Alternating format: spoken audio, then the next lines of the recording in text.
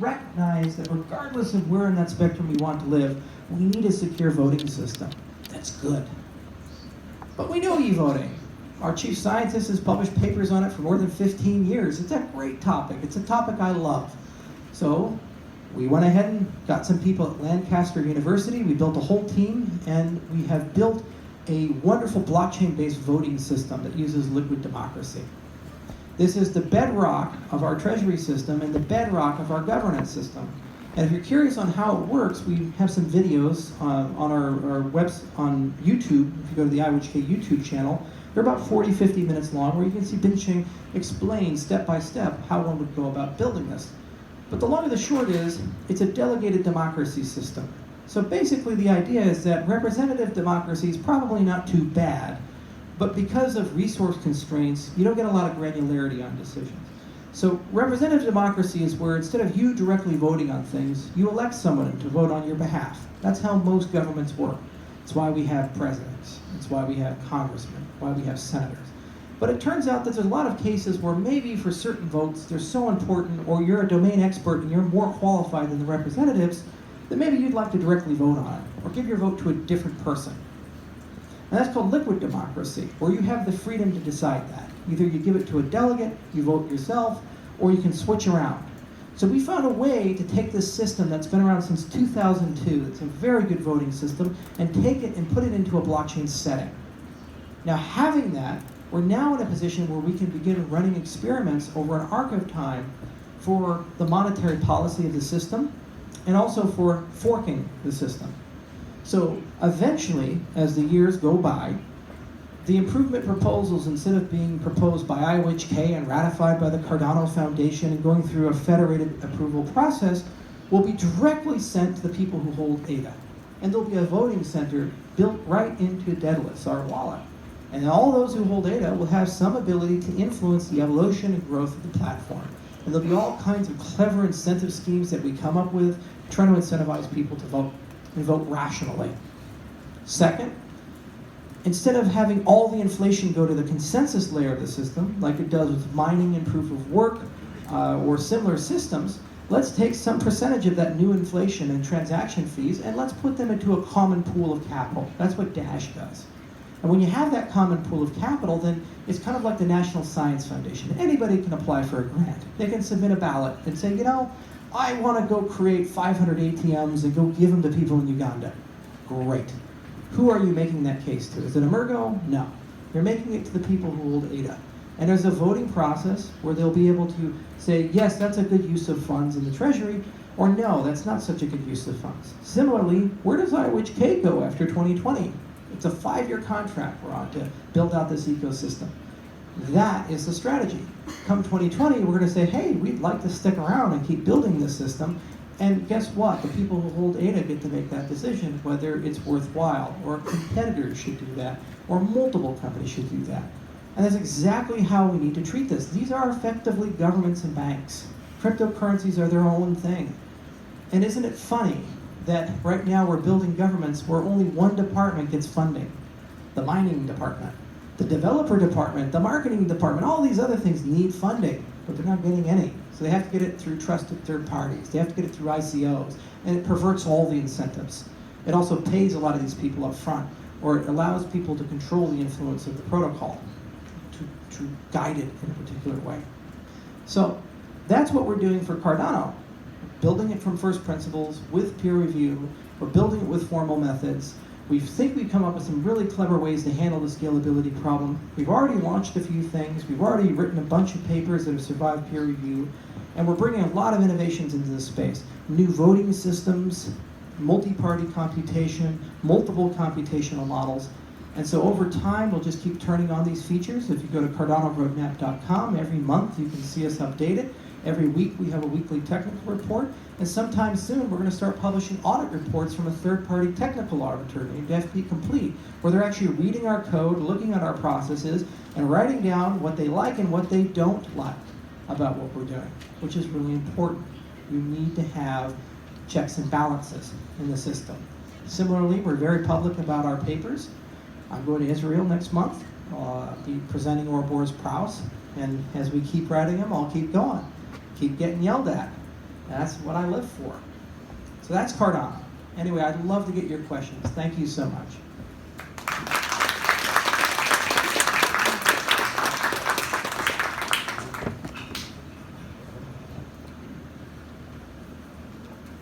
All right. So if someone has a microphone to be the question master. Do we have time for questions? No. I lose track of time when I'm speaking, so it's sometimes difficult for me.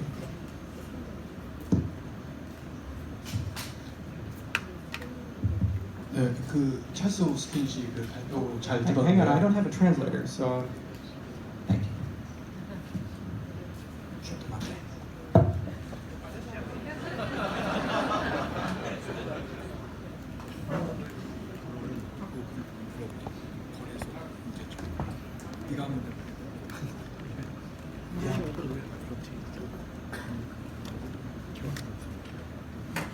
All right, go ahead. 네, 그 찰스 호스킨 씨 발표 잘 들었는데요. 제가 궁금한 점은 일단 이제 칼다노뿐만 아니라 모든 코인에 대한 근본적인 문제에 대해서 좀 의견을 듣고 싶어서 질문을 드렸는데, 그러니까 뭐 카르다노가 이제 확장이 돼서 상용화되기 전까지는 사람들이 거래소를 이용해서 사고 팔면서 그렇게 하려면 이제 거래소를 이용해야 되는데, 이제 블록체인 기술이란 게 분산된 기술인데 지금 거래소는 중앙화된 거래소이기 때문에 어떻게 보면 역설적인 거고, 그래서 이제 분산된 거래소가 나왔다고 하지만 그것 또한 이제 저희가 돈을 사용하려면 원화를 사용하려면은 다시 중앙화된 거래소를 통해서 돈을 바꿔서 이용해야 되는데, 그렇게 되면 어쩔 수 없이 중앙화된 거래소는 아직 해킹에 대한 위험이 있고, 그렇게 되면은 이 블록체인 기술이 지향하는 기술과는 어떻게 보면 또 역설적인 거고, 그래가지고 좀 이거에 대해서 어떤 생각을 갖고 계신지 여쭤보고 싶었습니다. That's a great question. So it's a question about centralization with exchanges. In fact, my very first venture in this space was called Invictus Innovations. And the reason why we called it that was because we identified two problems we wanted to solve. One was the problem of value stable currencies. We realized that if things were going way up and way down, it's really hard to get credit or consumer or merchant adoption because nobody knows what the value of the currency is going to be in their pocket. That's why you guys try to create a predictable stable pricing model, right? For transaction fees. It's a basic thing. But the other part of Invictus's portfolio was exactly what you mentioned, which is decentralized exchange. So that is, how do we build an exchange that does not require a central actor to maintain? Why do they maintain it? Well, first, they have to maintain it because they need to hold on to the assets and facilitate their swapping. They need to maintain an order book and make sure the order book is fair and plays by predictable rules. It's a very data-intensive process. If you run an exchange, these things could be running at hundreds of thousands of transactions per second. You look at high-frequency trading with the New York Stock Exchange, we're talking about millions to billions of transactions that happen every minute, with servers co-located with the exchange servers for high-frequency trading. So this is a very intensive activity that's a bit difficult to emulate in a distributed system. Also, and this is the biggest problem, what about the fiat problem? How do you go from Bitcoin to yuan, or Litecoin to dollars and back? Even if you can find a way to trade Bitcoin and Litecoin, or ADA and Ether, to get to $1, you have to go through a legacy financial institution, which is why I brought the interoperability problem up. There is no digital canonical representation of the yuan, or the yen, or the yuan, or the dollar yet. So in a way, I can't write a protocol to control that. All I can do is give a bank the ability to issue an IOU. And at that point, you're trusting the bank, hoping that they're not going to screw up. Well, that's basically shifting the goalposts. So the exchange is okay, but now the bank isn't. That's tethered. Maybe it is, maybe it isn't. Who knows? So this is a damn hard problem, and it's one that has to be solved in stages. One is getting enough capabilities within decentralized systems so that the decentralized system is able to actually manage millions of assets, trading millions of times in some sort of coherent way without breaking the system. So that's a scalability question and a performance question. I believe this problem can be solved within 36 months to 48 months if you look at the evolution of technology and where we sit. So it's not intractable, but it's certainly hard. Second, if you don't want to trust IOUs and you want to be just trustless as Bitcoin, you need to build a value stable token.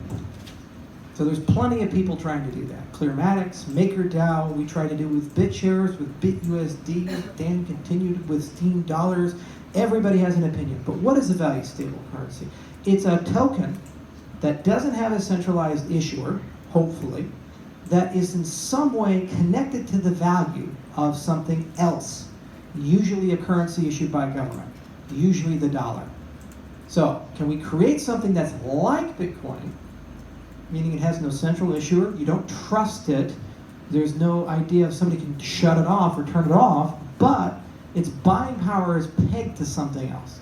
Now if you can do that, then you can create representations of fiat currencies like dollars and euros and yuan that live within cryptocurrencies and then can be traded on a decentralized exchange. That's the hard problem of decentralized exchange, is the asset representation and issuance question without trusting a third party. Now, you can do this, I think, but we're not sure.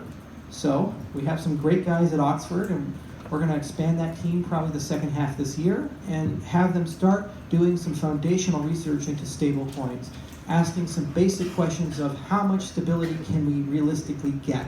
Is this absolute, like you have a one-to-one peg? So if I say it's a dollar coin, it's worth $1, or is it a dollar-ish coin? So it's okay to have a bit of a delta there. It goes up 10% and down 10%, but it has much less volatility than, let's say, the dollar. And there's plenty of mechanisms you can use. Like you can introduce the idea of maybe I don't trust one party, but maybe I trust a federation of parties. Maybe 50 banks aren't going to lie to me. You know, one might, but maybe 50 will. Okay. And so this is where pragmatism comes in. So the theory goes on one side, and it says what you can't do. Usually it doesn't tell you what you can do. It just says what you can't. And then on the other side, pragmatism comes in and says, well, if we can't solve this really hard problem, maybe there's a way of reducing the impact of it. But I agree with you completely. Exchanges have been the bane of all cryptocurrencies. Every single one of us in the cryptocurrency space, if we've been in long enough, have lost money from an exchange. From it collapsing, from a hack happening, from some shenanigans with market manipulation to a regulatory event where the government comes in and shuts them down. And so as long as they are existentially like this, it's going to be continuing a centralization point and a pain point for us as a community. And I think the only way to solve it is solve the scalability and performance side, and then solve the asset rotation side to a point where we can have a stable coin. And once you have that, you combine the two together, and then you have your own decentralized exchange. And of course, Cardano will have its opinion on the matter using multi-party computation. Thank you. Next question. I got my translator on. 예, 좋은 말씀 감사합니다. 제가 질문이 한 3개 정도 있어서 짧게 말씀해 주셔도 상관없을 것 같습니다. 예, 일단 Okay, 첫 번째 how about we do one? 예, 알겠습니다. 첫 번째 질문은 일단 본인이 생각하시기에 카르다노의 앞으로 3년 내 계획 중에서 가장 큰 일정이 뭐라고 생각하시는지 일단 의견 말씀해 주시면 감사하겠습니다. Okay, that's fun. I get to ramble on about where's Cardano going to go in the next 3 years. No, I won't ramble. Okay, so where would I like Cardano to go, and where do we realistically think we can at least accomplish? So what do we think is a reasonable goal, and then what's the stretch goal of where we could be? So from a reasonable goal, I think the magic of our project is we're really starting to wake up the university world to an extent where really bright people from universities are starting to form blockchain-based ventures. In fact, recently I was so excited to read on CoinDesk that Silvio Macaulay got $4 million to monetize a protocol he created called Algorand. For those of you who don't know him, Silvio Macaulay is a Turing Prize winner from MIT. That's the Nobel Prize of Computer Science, and MIT is the best computer science school in the world by most metrics. So the top dog at the top school decided to go write a blockchain protocol and went out and got $4 million to bring it to market. That probably wouldn't have happened unless there were people who were introducing blockchains to the university setting. So we're already starting to see that, things like Thunderella, which is coming out of Cornell, things like Shafi Goldwasser getting some funding out of California. So we're starting to see a wave of really legitimate people enter into the space with decades of experience in these topics, trying to solve real problems, which means I now have some damn fine competitors. Now, I might beat them, I might not beat them, but I'm glad to have them because they're going to make me better. And what will happen is the standard from the market will change, and it will no longer be, do I trust Dan, or do I trust Vitalik, or do I trust Charles to write great protocols? It will be, are these protocols being built by good people in the university setting? So if we accomplish anything with Cardano, I think that's a great goal. And that's something that changes everything, because now we're broadening the group of people to a very global group of people who don't belong to a particular culture or don't happen to be victors of the economic lottery and be very rich, but rather it's everybody gets to play, and they get to play it mentally. So then, moving a little further down the line, saying, okay, well, what would be more optimistic goals? I would really, really love for Cardano to have a great impact on identity management and credit. These are somewhat non-monetary goals, but they are interconnected to banking in general. Bitcoin is a payment system and a token to move around to pay people with. Great. But you can't lend it to people, because nobody knows who's going to come out ahead on that type of a loan. If I said, all right, it's December 31st, 2013, I'll give you 10 Bitcoin, and you go ahead and give me back 11, December 2014. Well, turns out you'd lose a huge amount of money as the lender on that, because Bitcoin went from $1,200 down to about $250.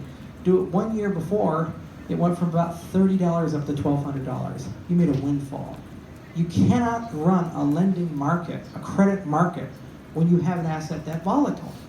So I would love for us to solve the stablecoin problem, because we get the centralized exchange, but at the same time, we now have assets that are lendable. And if we have assets that are lendable, we can talk about peer-to-peer loans.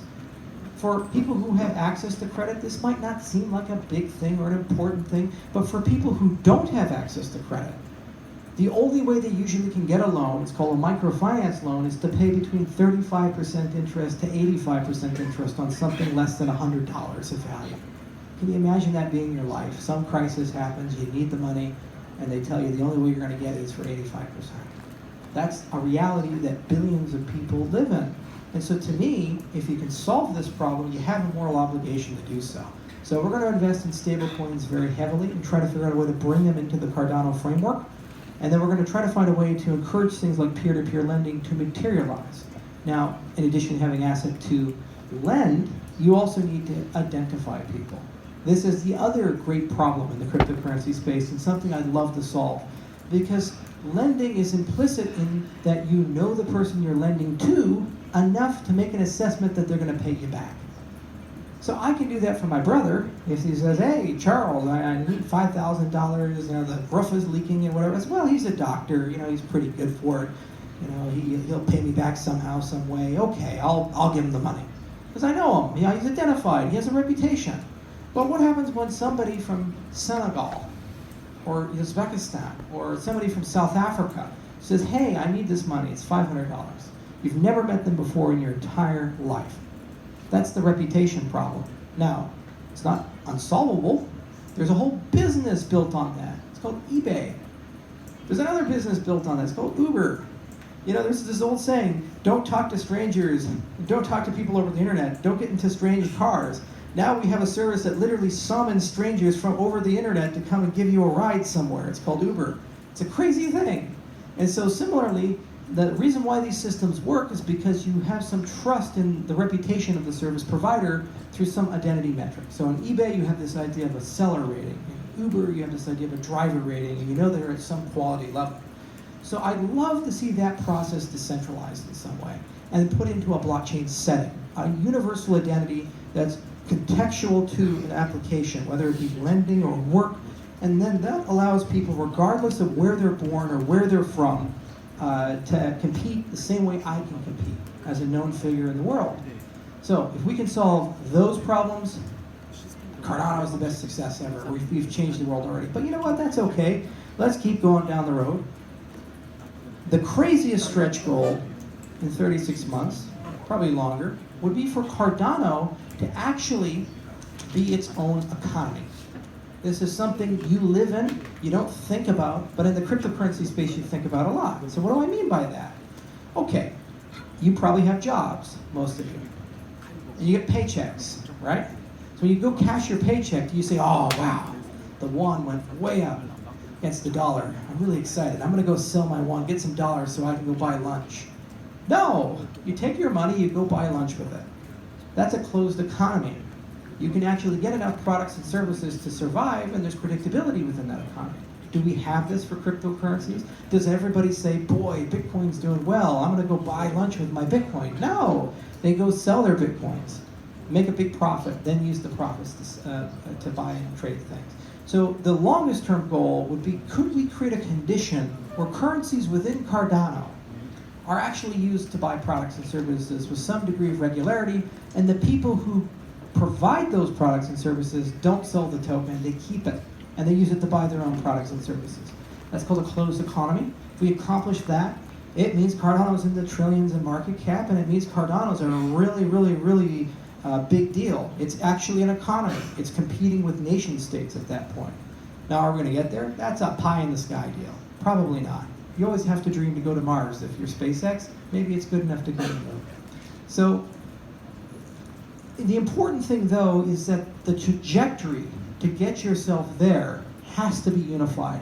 So meaning the steps that I take to get from A to B to C are the same as I would have taken to get to A all the way to Z. And we think we've identified what those steps are in terms of community building. We've identified what those steps are in terms of how we go about recruiting people, how we think about science. Since September, we've grown from just a few thousand people in our community to well over a few 100,000. And we're already starting to enter Africa. In May, I'm going to Ethiopia, May 5th and May 10th, and presenting there, talking to government officials. Before I was here in Korea, I was in Vietnam, and before Vietnam, I was in Barbados, talking to government officials about the use of this technology in emerging markets. So we're already starting to go about those steps to get to where we want to go, and we think that they're going to be a heck of a lot of fun. Might not get there, but we're gonna make some hits along the way. Next question. 예, 답변 정말 감사드리고요. 많은 투자자들이 지금 현재 4월에 스마트 컨트랙트 테스트넷을 오픈하는 걸로 알고 있는데 그게 사실이 맞는지 좀 알고 싶고요. 만약에 그게 뭐 사실이건 아니건 스마트 컨트랙트 ADA의 스마트 컨트랙트 내용에 대해서 좀 간략하게 설명 부탁드리겠습니다. Yes, that's a great question. So we're real excited about it. So what we've done is we've taken the Ethereum Classic client that for Ethereum Classic in Scala, we forked it and we modularized it. We tore out the virtual machine and we put in the K framework, something that's the heart of our smart contract philosophy. And we've now begun turning it on, and we're planning on launching a testnet soon. Soon being within the next 30 days to 60 days. It's hard to predict the exact date. As soon as we have it, we'll put a timer on Cardano roadmap. Now, what is this testnet all about? The testnet is about launching two testnets at the same time. One is a copy of Ethereum running the K EVM. It's correct by construction, machine-built virtual machine. Really cool technology, really magical. Who cares about the details? Second is running Cardano's own virtual machine called Yella. Now this virtual machine is about a year in development. We built it out of the University of Illinois. It's actually the first time a virtual machine that's been built from formal methods alone. It's never actually been implemented in code. It's built right by the computer itself. And what we're going to do is build a Solidity compiler, so you can take Solidity contracts and compile them to the KEVM, and take them and compile them to Yella. And what we're going to do is cross-test these things, and we're going to use this as an opportunity to fine-tune our gas model and fine-tune a lot of deployment information. So this is kind of the first generation. So developers should be able to use it and deploy contracts from a command line. It's a very beta-like product, so it's not consumer-friendly yet, but that's okay because this is part of the test and experiment. And then what's going to occur is we're going to launch a series of iterations and generations that are going to speed up the K framework. It's going to add much more language support, including Plutus, and we're going to add in some custom Cardano stuff. And eventually we're going to get to a good enough threshold that we're going to wire on a sidechain to that and connect it to the network we've already deployed. Then you can write a smart contract, deploy it to that system, take your ADA, send it to the control layer, and use it to fuel smart contracts. Or you can issue ERC20 tokens on the system, whatever you guys want. You'll have your own programming languages. Now, the commitment we're making at IOHK is we're compatible one-to-one with Ethereum. So when we launch this system, you as an Ethereum developer now get a choice. Do you want to continue living in the slow, expensive, and insecure Ethereum world, or do you want to come to the fast, secure, wonderful Cardano world with your same code, tools, and technology? That's your decision. Can't make it for you, but I know what I would make if I was in your position. And then similarly, if you want to take it a step beyond, so let's say you're a Java developer or a C++ developer, and you want to write smart contracts in those languages, at some point they'll be brought into Cardano via a process called semantics-based compilation. You don't have to do anything, you just write your code, and the compiler solves all that problem for you. And if you're really concerned about security, you can write it in our own in-house language we constructed called Plutus. It's basically a lighter weight version of Haskell, and that philosophy behind high assurance software that we've been writing is being baked into that language so that certain groups of people who have smart contracts that just can't fail are going to go ahead and do that. So, rolling it all together, testnet coming soon, managing expectations. It's really for early adopters and beta testing and for tuning of the system. So while it's stable and it works and it has magical features in it, it's more of a proof of concept to make sure that all these insane ideas that we've been working on for 2 years actually are going to come together properly. And then future versions of the testnet, which will be rolling out with some degree of regularity, hopefully by the end of the year, will then turn into Cardano's control layer. And we'll have multiple control layers, an Ethereum control layer, a Plutus control layer, and a Yellow control layer at the very least. And if it turns out that there's some system like Neo or something else that's tremendously popular and people love it, all we have to do under this architecture to support it is take that virtual machine, write the case semantics for it, and then redeploy it using the pluggable VM system that we have, which only takes a few weeks to a few months, depending upon the complexity of that. So it's a really good upgrade path. It's a prize level upgrade path. It's something that you get if you're really clever about modularity, and it's something that we think that we can roll out fairly quickly. Now, orthogonal to this is the idea of developer experience. So, what makes deploying dApps on Cardano special? Why would someone want to do that? Why do they care? It's developer experience. Well, here's the biggest sin that we committed in the 1990s. Microsoft had so much power that they burdened us with Internet Explorer and with really bad issues with Windows. And because of their market dominance, developers were forced to make a really terrible choice. Do what's right and standards compliant and great for your customers, or do what Microsoft wants you to do, which is the only way to get customers. And unfortunately, they had to choose the latter more often than not. And it was real painful. We're doing the same thing in the blockchain space. Everybody says, oh, we're open, we're decentralized, we are committed to decentralization. But deploy your app on my platform using proprietary languages and buy my token, and once you're in, you can't leave. How is that any different from what Microsoft did? It's nuts. So we cannot commit this sin. If you are a dApp developer, you are not loyal to Ethereum, or to Neo, or to EOS, or to Cardano. You are loyal to your customers and to the business problems you want to solve. That's your relationship. And the better you are with your customers, the better you are solving the problems you claim you solve. That's the definition of success, not whether you made the price of Ether go up. So, what is needed in this space is a piece of infrastructure that allows dApp developers to deploy their dApps in an agnostic way. So what we've been doing is constructing a platform called Daedalus. Right now it's a wallet. Okay, doesn't seem very special, but actually under the hood it's magical. It's a really beautiful ocean, rich deep one. Lots of coral and fish and eels. You'll love it. What makes it special is it's actually a fork of Electron, which is actually Google Chrome and Node bolted together. The two best development platforms to deploy things on that are real good. They have billions of dollars of engineering behind them, Fortune 500 companies behind them, and a lot of people use this stuff. So, what we can do with Daedalus is turn it into the first decentralized app store. So you as a developer can take your application, And you can take the author information, the metadata, where to retrieve it from, the checksums that are signed with your key, all of these things, and post them to a blockchain. Our blockchain would be great, but we'll support others. You can post them to a blockchain. Then it'll appear in the Daedalus App Store. And people can just one click and install it. Just like they do with Google Play, just like they do with the Apple App Store, right? That's the user experience we expect. It's 2018. I shouldn't have to download some crazy wonky application and try to configure firewall settings to get the damn thing to work. I should just click a button as a customer and get it.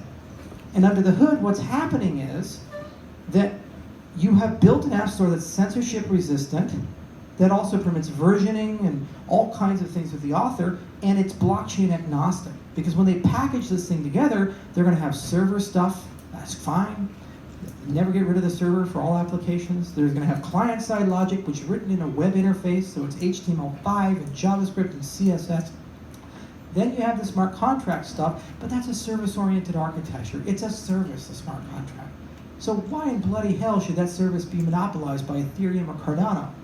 You, as the developer at the time of deployment, can make a decision which backend you want to connect to. And my job as the builder of Cardano is to make the case that that's the best option for you. But that shouldn't be the only option. So Daedalus is going to support multiple backends. So you can call Ethereum smart contracts, you can call Cardano smart contracts, you can call EOS smart contracts. These capabilities will eventually be there. And that's exactly where we need to go as a space, is we need to go into an application-neutral platform that everybody can use, that has a consistent user experience that works on Windows, Macs, and Linux. And you know what? I'm not going to be better than Google at delivering something like Chrome. These guys are good, and they pay a lot of money to be good. So how about I go and borrow their stuff? And once I've done that, now we're both on the same ride. If there's a security problem, they're going to probably fix it a lot faster than I will, because they have more engineers and a lot more money. Furthermore, they have a very strong business model behind evolving these products and making them great and competing with people like Microsoft. So let's take that. So that's the other side of our smart contract philosophy, is let's build an app store and put it into a great experience that's built on top of great foundations, and let's be blockchain agnostic with that. And I'll make the case that Cardano's great. Hope you use it, but you can use what you want to use as a developer. So those are our two strategies. Now, longer term, there's this idea of a service layer, so that multi-party computation and things like verified computation, and they'll just gradually be put into the platform, like REST APIs. They just gradually appear. And then suddenly, you as a developer now have the ability to use an Oracle service that Cardano supports to know the price of ADA. Suddenly, you as a developer now have the ability to call scrape to generate random numbers. And this does not require gas. It'll have a different transaction model. And that doesn't require you to implement any complex logic. It's just like pulling the Twitter API to go and get some information. That is a good development experience. That's what we should come to expect in 2018, and that's what we're going to try to deliver in 2018 and 2019, 2020, and so forth. Next question. 예, 상세한 답변 감사드리고, 예, 많은 에이다 투자자들이 그 이자 지급의 매력을 느껴서 투자하신 분들이 저는 많은 걸로 알고 있습니다. 근데 그 찰스 호킨슨 씨의 그 입으로 제가 뭐 이자 지급 대상이나 지급률과 그리고 지급 계획에 대해서 What interest payment? I'm not understanding, because there is no interest payment. Sorry, there might be a translation issue here. POS를 Are you speaking about the reward fees for a proof of stake?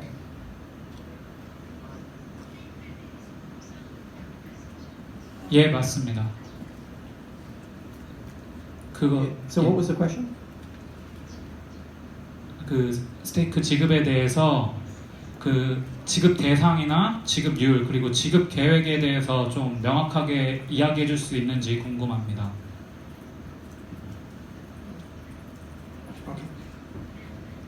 Okay, so let's be very clear about something. Any POS system that promises you interest payment is a scam. It's called BitConnect. There is no interest. Interest does not exist. Where does the money come from? Where does it come from? Use common sense. It has to be printed or it comes from someone else. If it's printed, it's inflation. So I've given you something, but I printed it out of thin air, which debases your currency and makes it worth less. So what interest, just throw that away. What POS is all about is saying that we have to pay to maintain the system. Consensus in general is like this. Mining is no different. Proof of work does this. So proof of work is an exogenous consensus system. It lives outside of the blockchain. So you have mining pools, mining devices. People buy them, people use them.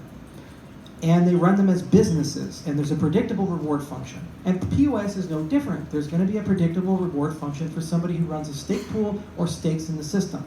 But this is what's called an endogenous system, which means that the only people who get to participate are not people who buy mining hardware, but people who hold the ADA token. Now, for some reason, people seem to think that this means that ADA pays dividends. It doesn't. It doesn't pay interest. It's never paid interest. This is a misconception, and it needs to die. What this means is if you hold ADA, by the dynamics of how the system works, you have a percentage chance proportional to the amount of ADA you have of being elected to participate in consensus. So every 5 days, there's 20,600 slots in our system, 20,600 elections are held, and those slots are populated.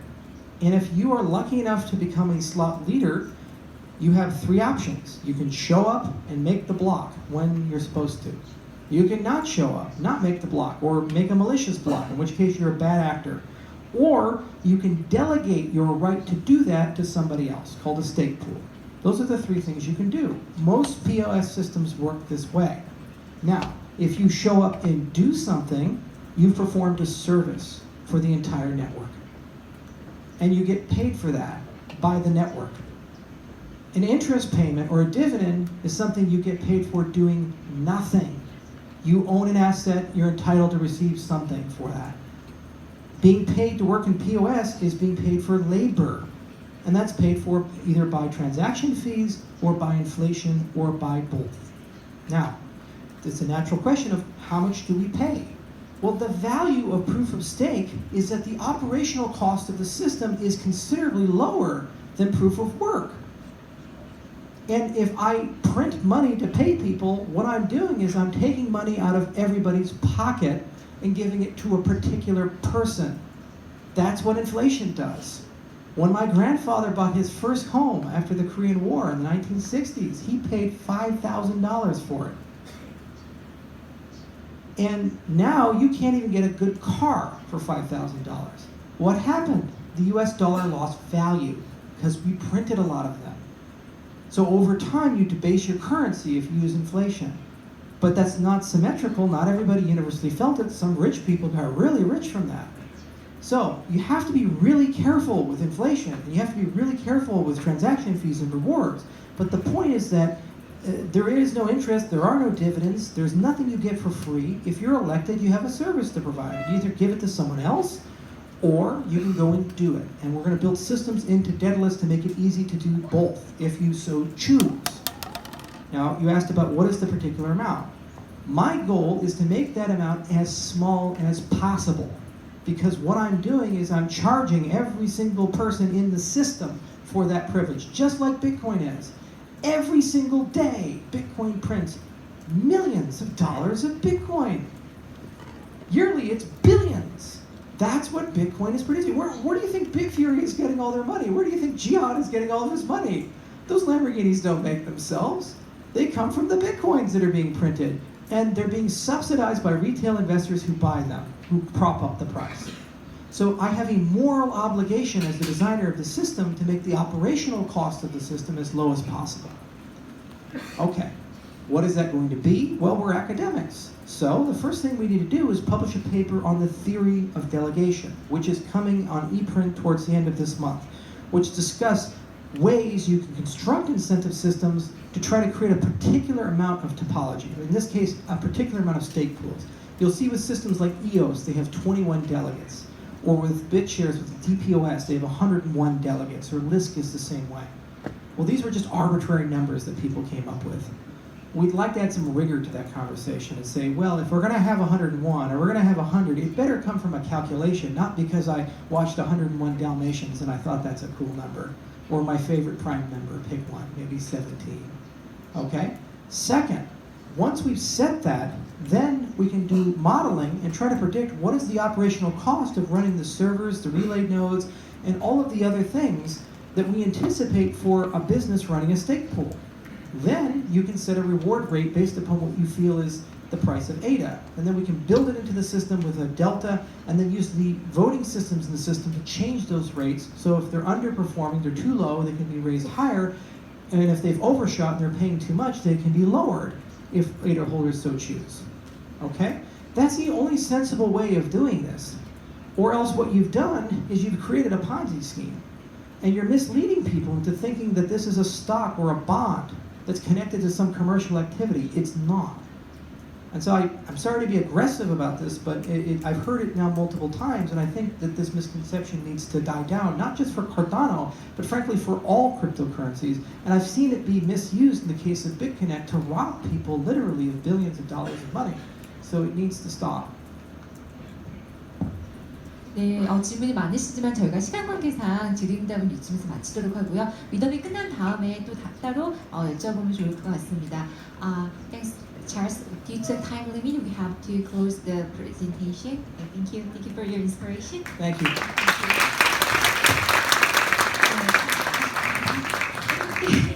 go to you. Thank you. 네, 많이 기다리셨.